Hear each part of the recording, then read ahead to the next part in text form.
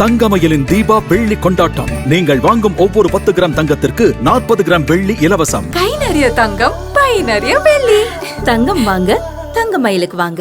ரொம்ப டயர்டா இருக்கு. இயற்கையான டேட்ஸ், பாதாம், பிஸ்தா, கேஷு அண்ட் ஹனி கொண்டு தயாரிக்கப்பட்ட லயன் டேட் நட் பைட்ஸ்.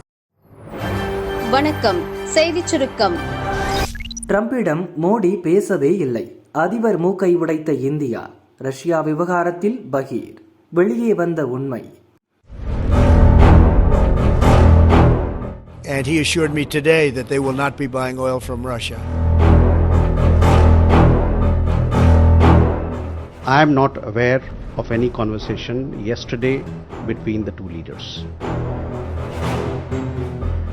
உலகின் அனைத்து போர்களையும் நிறுத்திவிட்டு ரஷ்யா உக்ரைன் போர் மட்டும்தான் இன்னும் பாக்கி, அதையும் நிறுத்திவிடுவேன் என்று செய்தியாளர்களிடம் அமெரிக்க அதிபர் ட்ரம்ப் வழக்கம் போல் பெருமை பேற்றினார். அப்போது ரஷ்யாவிடம் இந்தியா கச்சா எண்ணெய் வாங்குவதால் தான் அந்த போரை நிறுத்துவது கடினமாக இருக்கிறது. இனி ரஷ்யாவிடம் கச்சா எண்ணெய் வாங்க மாட்டோம் என்று மோடி தன்னிடம் உத்தரவாதம் தந்ததாக ட்ரம்ப் அதிர்ச்சி கிளப்பினார். இது பற்றி அவர் கூறியதாவது: ரஷ்யாவிடம் பெரிய அளவில் இந்தியா கச்சா எண்ணெய் வாங்குகிறது. இந்த பணத்தை வைத்துதான் ரஷ்யாவால் போரை நடத்த முடிகிறது. இது பற்றி நேற்று மோடியிடம் பேசினேன். ரஷ்யாவிடம் கச்சா எண்ணெய் வாங்குவது குறித்து எனது கவலையை தெரிவித்தேன்.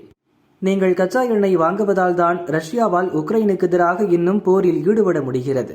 ரஷ்யாவிடம் இந்தியா கச்சா எண்ணெய் வாங்குவது எனக்கு பிடிக்கவில்லை என்று சொன்னேன். இனி ரஷ்யாவிடம் கச்சா எண்ணெய் வாங்க மாட்டோம் என்று மோடி என்னிடம் உறுதியளித்தார். அவர் நல்ல மனிதர். அவரை பல ஆண்டுகளாக எனக்கு தெரியும் என்று ட்ரம்ப் சொன்னார். We have a great relationship. No, we were not happy with him buying oil from Russia, because that lets Russia continue on with this ridiculous war where they've lost 1.5 million people, by the way. Russia's lost 1.5 million people, soldiers mostly. This is a war that should have never started, but it's a war that Russia should have won in the first week, and they're going into the 4th year, and I want to see it stop. So I was not happy that India was buying oil, and he assured me today that they will not be buying oil from Russia. சர்வதேச அளவில் பெரும் பரபரப்பை ஏற்படுத்திய ட்ரம்பின் இந்த பேட்டி இந்தியாவுக்கு கடும் அதிர்ச்சியை ஏற்படுத்தியது. காரணம், இப்படி எந்த உத்தரவாதத்தையும் இதுவரை இந்தியா பொது வெளியில் கொடுத்தது இல்லை. ரஷ்யாவிடம் கச்சா எண்ணெய் வாங்குவது இந்தியாவின் நலனுக்காக எடுக்கப்பட்ட நடவடிக்கை. இதில் 3ஆம் நாடு தலையிட முடியாது என்று ஏற்கனவே இந்தியா திட்டவட்டமாக சொல்லிவிட்டது. ட்ரம்ப் நமக்கு அடாவடியாக வரி போட்ட பிறகு கூட அதை மக்கள் நலனுக்காக தாங்கிக் கொள்வோம் என்றுதான் மோடி சொன்னாரே தவிர ரஷ்யாவிடம் கச்சா எண்ணெய் வாங்குவதை நிறுத்துவோம் என்று எந்த இடத்திலும் சொன்னது கிடையாது. அப்படி இருக்க இனி ரஷ்யா எண்ணெயை வாங்க மாட்டோம் என்று நம் பிரதமர் மோடி தன்னிடம் சொன்னதாக ட்ரம்ப் அளித்த பேட்டி பரபரப்பை ஏற்படுத்திவிட்டது. இதை வைத்து எதிர்க்கட்சிகள் அரசியலும் செய்ய ஆரம்பித்தன. ஆனால் நம் வெளியுறவு அமைச்சகம் முதலில் ட்ரம்ப் கூற்றை நாசுக்காக மறுத்தது. கச்சா எண்ணெய் கொள்முதல் விவகாரத்தில் எரிபொருளின் நிலையான விலையை உறுதி செய்யவும் நாட்டில் எரிபொருள் சப்ளையை நிலையாக வைத்திருக்கவும் தேவையான நடவடிக்கையை இந்தியா எடுத்து வருகிறது என்று அறிக்கை வெளியிட்டது. அதாவது இந்த 2 காரணங்களுக்காகவே ரஷ்யாவிடம் கச்சா எண்ணெய் வாங்குவதாக கூறியது. இதற்கிடையே நம் வெளியுறவு செய்தி தொடர்பாளர் ரன்தீர் ஜெய்ஸ்வால் செய்தியாளர்கள் சந்திப்பில் உண்மையை போட்டுடைத்தார். ரஷ்யாவிடம் கச்சா எண்ணெய் வாங்குவது ஏற்கனவே சொன்னது போல் நாட்டின் நலன் சார்ந்த விவகாரம். இது பற்றி ட்ரம்பிடம் மோடி எதுவும் பேசவில்லை. குறிப்பாக புதன்கிழமை ட்ரம்ப் மோடி இடையே எந்த டெலிபோன் உரையாடலும் இல்லை. வேறு எந்த வழியிலும் அவர்கள் பேசவில்லை என்று கூறினார். See, on the issue of energy sourcing, we have made a statement. This was put out in the morning today. We would request you to look at that particular statement for the questions that you have. On the question of whether there was a conversation or a telephone call between Prime Minister Modi and President Trump, I am not aware of any conversation yesterday between the two leaders. இதன் மூலம் Trump சொன்னது பச்சை பொய் என்று தெரிந்துவிட்டது. இந்தியாவை பிரிப்பதுதான் திராவிட சக்திகளின் விருப்பம். வரலாற்றை கிளறிய மணிசங்கர் ஐயர். திராவிட சக்திகள் இந்தியாவை பிரிக்கத்தான் நினைத்தார்கள் என்று காங்கிரஸை சேர்ந்த முன்னாள் மத்திய அமைச்சர் மணிசங்கர் ஐயர் தெரிவித்துள்ளார். தமிழகம் பிற மாநிலங்களைப் போல அல்லாத ஒன்று. அதனால்தான் நானோ சிதம்பரமோ திராவிட கட்சிகள் ஆதரவின்றி வெற்றி பெற முடியவில்லை. நான் பிறந்த 1941 ஏப்ரல் 10 வெளியான பத்திரிகைகளில் முக்கிய செய்தி என்னவென்று பார்த்தேன். அதில் உலக அளவிலான செய்தி பெல்கிரேட் நகரை ஹிட்லர் ஆக்கிரமித்தார் என்பது. இந்திய அளவிலான செய்தி சென்னையில் நடந்த முஸ்லீம் லீக் பொதுக்குழு கூட்டத்திற்கு வந்த முகமது அலி ஜின்னாவை வரவேற்பு குழு தலைவர் என்ற முறையில் ஈவேரா நேரில் வரவேற்றார் என்பதாகும். அந்த கூட்டத்தில் பேசிய ஈவேரா, பாகிஸ்தான் கட்டாயம் உருவாக வேண்டும் என்ற உங்கள் கோரிக்கையை முழுதுமாக ஏற்கிறேன். தயவு செய்து என் கோரிக்கையையும் ஏற்றுக்கொள்ளுங்கள். இந்துஸ்தான், பாகிஸ்தான், திராவிடஸ்தான் என 3ஆக இந்தியா பிரிக்கப்பட வேண்டும் என்றார். இந்த திராவிட சக்திகள் 100 ஆண்டுக்கு முன்பே வேறு ஒரு வித்தியாசமான இந்தியாவை உருவாக்க விரும்பினார்கள் என்று மணிசங்கர் ஐயர் கூறியுள்ளார். மதுரை திமுகவில் அமைச்சர்கள் மூர்த்தி, தியாகராஜன், நகர செயலர் தளபதி எம்எல்ஏ என கட்சி நிர்வாகிகள் பிரிந்து கிடக்கின்றனர். அமைச்சர் தியாகராஜனின் ஆதரவாளரான இந்திராணி 2022 மேயர் ஆனார்.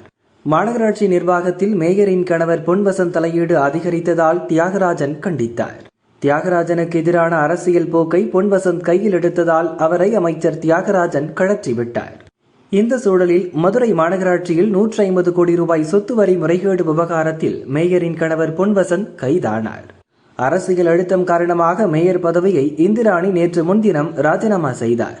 புதிய மேயரை தேர்வு செய்வதில் அமைச்சர்கள் இருவருக்கும் இடையே ஒருமித்த கருத்து ஏற்படவில்லை. அமைச்சர் மூர்த்தி முன்னாள் மண்டல தலைவர் வாசுகிக்கு ஆதரவு தெரிவிக்கிறார். தியாகராஜன் எதிர்ப்பு தெரிவிக்கிறார். மாநகர பகுதியைச் சேர்ந்த கவுன்சிலர்களை நியமிக்க தியாகராஜன் பரிந்துரைத்தால் மூர்த்தி தரப்பு ஏற்க மறுக்கிறது. மூர்த்தியும் தியாகராஜனும் சேர்ந்து கவுன்சிலர் லட்சிகா ஸ்ரீயை மேயர் பதவிக்கு சிபாரிசு செய்தால் மாநகர செயலர் தளபதி தடுக்கிறார்.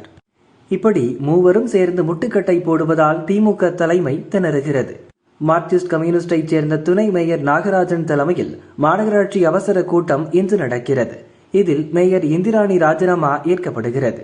அமைச்சர்களுக்குள் உடன்பாடு ஏற்பட்டால் இக்கூட்டத்திலேயே புதிய மேயர் தேர்வு செய்யப்படுவார்.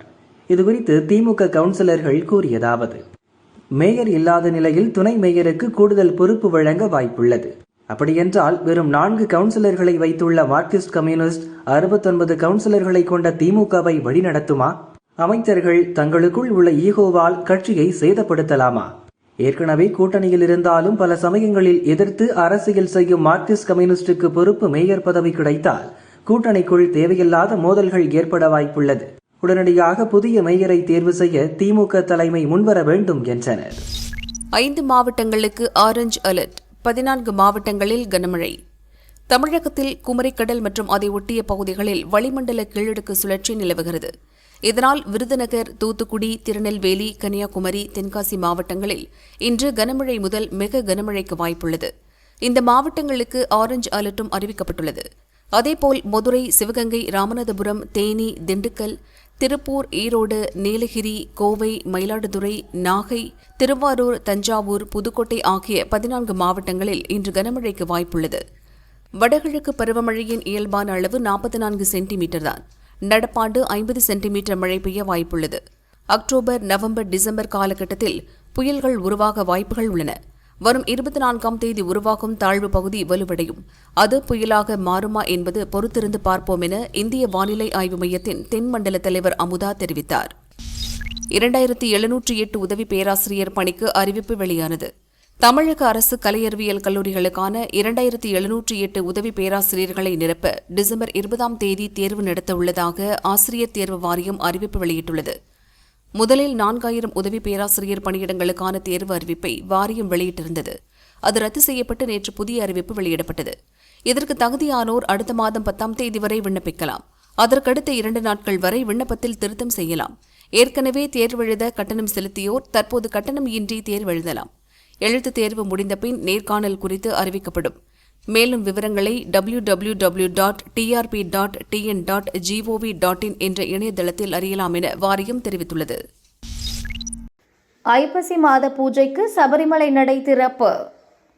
ஐப்பசி மாத பூஜைகளுக்காக சபரிமலை நடை இன்று திறக்கப்படுகிறது. மாலை 5 மணிக்கு மேல்சாதி அருண்குமார் நம்பூதிரி நடை திறந்து தீபம் ஏற்றுவார். தொடர்ந்து பக்தர்கள் தரிசனத்துக்கு அனுமதிக்கப்படுவர். இன்று வேறு பூஜை இல்லை. இரவு 10 மணிக்கு நடை அடைக்கப்படும். நாளை அதிகாலை 5 மணிக்கு நடை திறக்கப்பட்டு அபிஷேகத்துக்கு பின்னர் நெய் அபிஷேகம் தொடங்கும். 7:30 மணிக்கு உஷ பூஜை நிறைவு பெற்றதும் கார்த்திகை 1 முதல் ஓராண்டு காலம் சபரிமலையில் தங்கி பூஜை செய்வதற்கான மேல்சாந்தி தேர்வு நடக்க உள்ளது. திருவிதாங்கூர் தேவசம் போர்டு நேர்முக தேர்வு மூலம் தேர்வு செய்தவர்களின் பட்டியலில் உள்ள பெயர்களில் ஒருவரை குலுக்கல் முறையில் தேர்வு செய்வர். இதுபோல் மாளிகைப்புறத்தம்மன் கோயிலிலும் குலுக்கல் தேர்வு நடக்கும். தொடர்ந்து வழக்கமான உச்ச பூஜை, மாலையில் தீபாராதனை, இரவு படிப்பூஜை ஆகியவை நடைபெறும். பக்தர்களுக்கு இன்று முதல் 20ஆம் தேதி வரை தரிசனத்திற்கு அனுமதி உண்டு.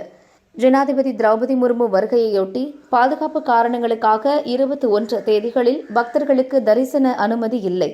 அக்டோபர் 22ஆம் தேதி இரவு 10 மணிக்கு நடை அடைக்கப்படும். ரஜினியை நேரில் சந்தித்து ஓபிஎஸ் தீபாவளி வாழ்த்து. அதிமுக தொண்டர்கள் உரிமை மீட்பு குழுவின் ஒருங்கிணைப்பாளரும் முன்னாள் முதல்வருமான பன்னீர்செல்வம் ஒவ்வொரு ஆண்டும் நவராத்திரி நாளில் நடிகர் ரஜினியை சந்தித்து வாழ்த்து தெரிவிப்பார். சில காரணங்களால் இந்த ஆண்டு அவரை சந்திக்க முடியாமல் போனது. ரஜினியும் சினிமா படப்பிடிப்பு, இமயமலை பயணம் என பிஸியாக இருந்தார். இந்நிலையில் ரஜினியை சென்னை போயஸ் கார்டனில் உள்ள அவரது இல்லத்தில் பன்னீர்செல்வம் நேரில் சந்தித்தார். இருவரும் ஒருவரை ஒருவர் நலம் விசாரித்துக் கொண்டனர். மேலும் தீபாவளி பண்டிகையை முன்னிட்டு ரஜினிக்கு பன்னீர்செல்வம் நேரில் வாழ்த்து தெரிவித்ததாக தகவல் வெளியாகியுள்ளது.